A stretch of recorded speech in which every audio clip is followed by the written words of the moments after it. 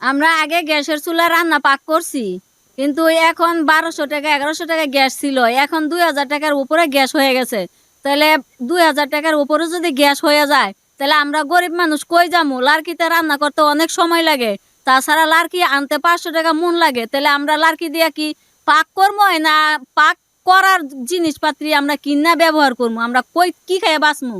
এক সপ্তাহ ধরে গ্যাস পাওয়া যাচ্ছে না। আগে 1200-1300 টাকায় গ্যাস পাওয়া যেত, রান্না করতাম। এখন 2000 টাকায়ও গ্যাস পাওয়া যাচ্ছে না।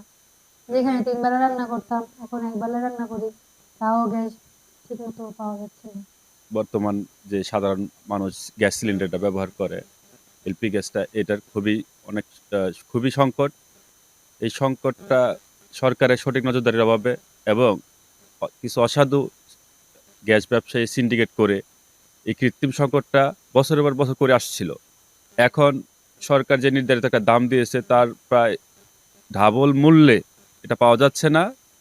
আমাদের জোর দাবি, এটা অবিলম্বে সরকার একটা স্বচ্ছ মনিটরিং ব্যবস্থা করবেন এবং এই যে এলপি গ্যাসের গায়ে বাধ্যতামূলক এমআরপি লেখা যে সরকার নির্ধারিত দামটা, এটা লাগিয়ে দিবেন এবং দ্রুত আমাদের সাধারণ মানুষের নাগালের মধ্যে সরকার নির্ধারিত দামে গ্যাস পৌঁছে দিবেন।